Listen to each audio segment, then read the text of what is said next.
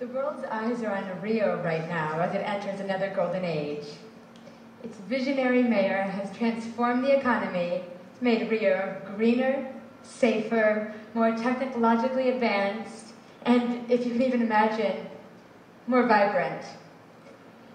And he did just get the 2016 Olympic bid for Rio. It's really an honor to welcome Mayor Eduardo Paes to the TED stage. Thank you. Okay, I'll try not to be the second fastest speaker in TED. Really, it's a great honor to be here. It's a great honor to be here talking about cities, talking about the future of cities. It's great to be here as a mayor. I really do believe that mayors have the political position to really change people's lives. That's the place to be. And it's great to be here as the mayor of Rio. Rio is a beautiful city, a vibrant place, special place. Actually, you look into a guy that has the best job in the world. And I really wanted to share you a very special moment of my life and the history of the city of Rio. And now, ladies and gentlemen, the envelope containing the result. I have the honor to announce that the games of the 31st Olympiad are awarded to the city of Rio de Janeiro.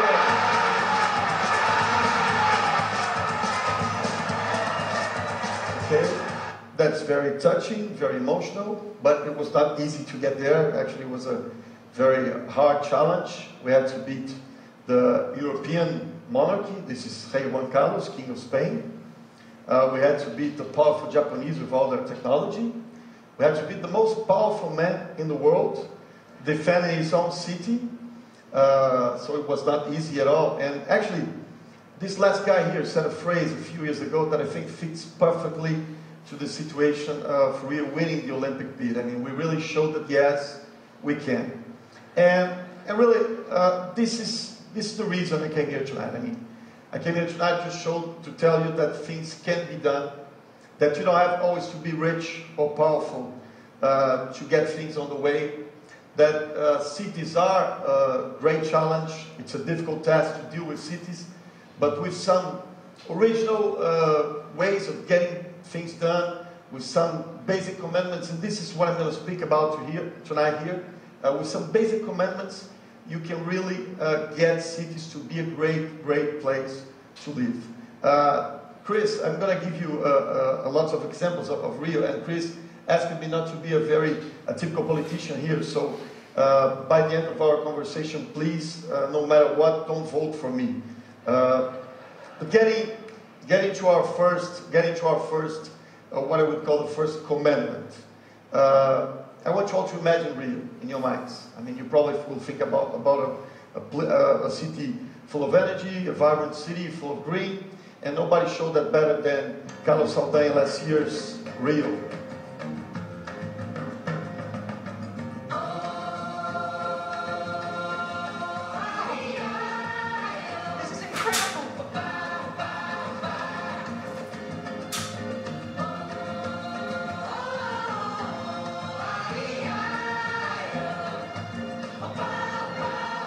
Okay, some parts of Rio are pretty much like that, but it's not like that everywhere. We, like every big city in the world, we got lots of people, pollution, cars, concrete, lots of concrete. These pictures I'm showing here, they are the pictures, some pictures from Madureira. It's like the heart of the suburb in Rio. And I want to use an example of Rio that we're doing in Madureira, in this region. It's our high capacity transportation network. In this present time today, we only carry 18% of our population in high-capacity transportation. With the BRTs we're doing, again, cheapest and fastest way, we're going to move to 63% of the population of the city being carried by high-capacity transportation. So remember what I said. I mean, you don't always have to be rich or powerful to get things done. You can find original ways to get things done. So the second commandment I want to leave here tonight is a city of the future has to deal with mobility and integration of its people. Moving to the third commandment, and this is the most controversial one. Has to do with the favelas, the slums, whatever you call it. There are different names all over the world. But the point we want to make here tonight is favelas are not always a problem. I mean, favelas can sometimes really be a solution if you deal with them, if you put public policy inside the favelas. Let me just show a map of Rio again. Rio has 6.3 million inhabitants. More than 20%, 1.4% of that live in the favelas, in the city. Again, this is the map of Rio that we just saw. All the red spots that you see in this map, all these red spots are favelas. So you see they're spread all over the city. And really, what I want to make here tonight is 2 points. It's a typical view of a favela in Rio. I mean, you see the contrast between the rich and poor. So I want to make 2 points here tonight. I mean, the first one is about favelas. The first one is you can change from what I call a vicious circle to a virtual circle. But what you got to do to get that is you got to go inside the favelas, bring in the basic services, mainly education and health, with high quality. I'm going to give a fast example here. This was an old beauty in a favela in Rio, Colônia Juliano Moreira, that we just transformed into a primary school. I mean, with high quality. This is a primary assistant in health that we build inside a favela. Again, with high quality. We call it family clinic. So the first point is that bring basic services inside the favelas with high quality. The second point I want to make about the favelas is you got to open spaces in the favela. Bring infrastructure to the favelas, to the slums, wherever you are.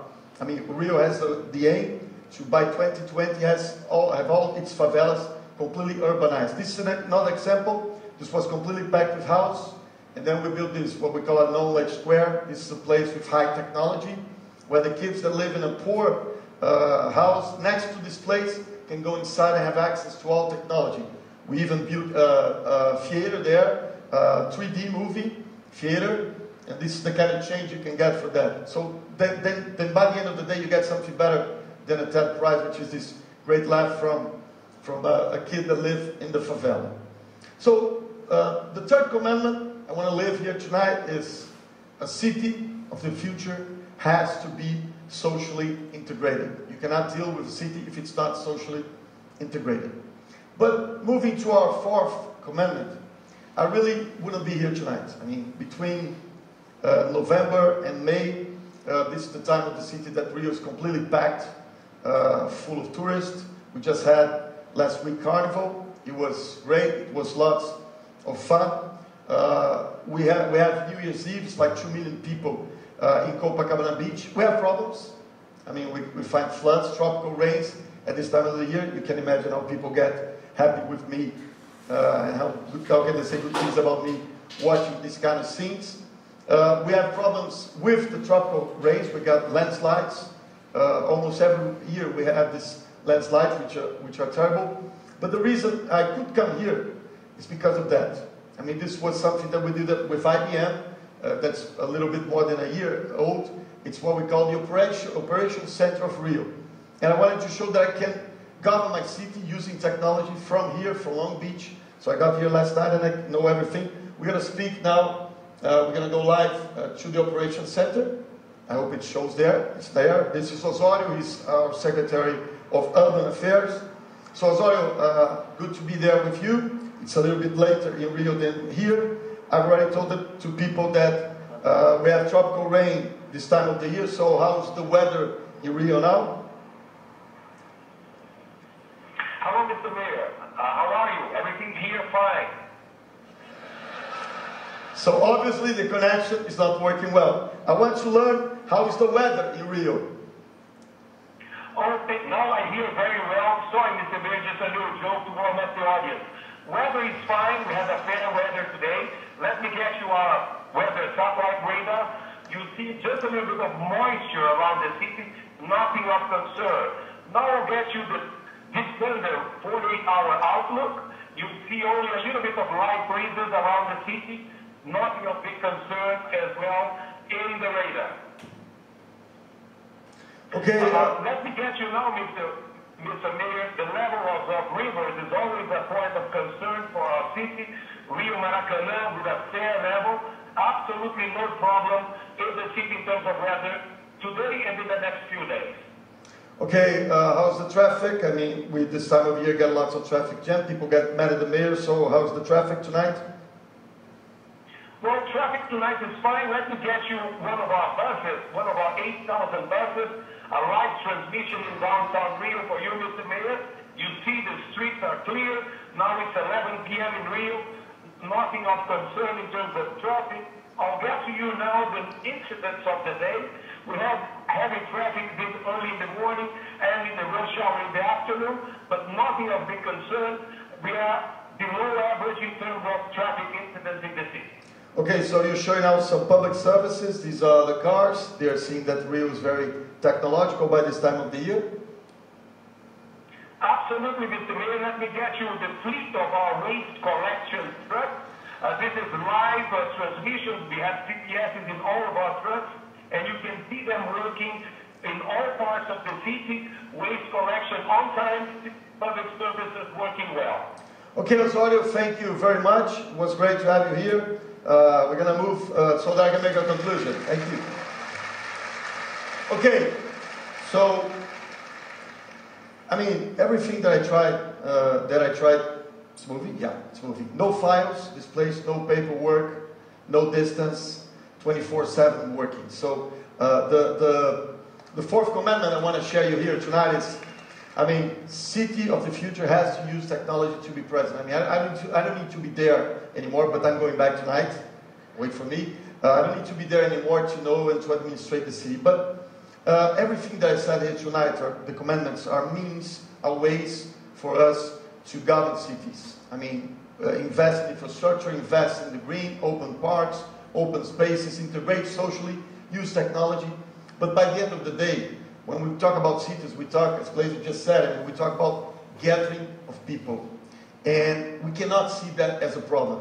I mean, that is fantastic. If there's 3.5 billion now, it's going to be 6 billion, then it's going to be 10 billion. That is great. That means that we're going to have 10 billion minds working together, 10 billion talents together. So a city of the future, I really do believe that it's a city that really takes cares about its citizens, integrates socially its citizens. A city of the future is a city that can never let anyone out of this great party which are cities. Thank you very much.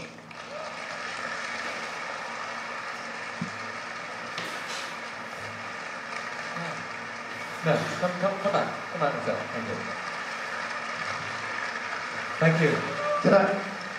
Can I make some advertisement now? No. I don't ask for the vote, but go to Rio. It's a nice place to be. And you've got a big anniversary tomorrow. It was a huge gift to come here and put your whole team through some stress getting to the airport on time tonight. We're sorry you have to dash off now, but thank you so much for coming and joining. We look forward to working with you as we continue the city initiative. We're going to be in touch. Thank you very much. Thank you so much.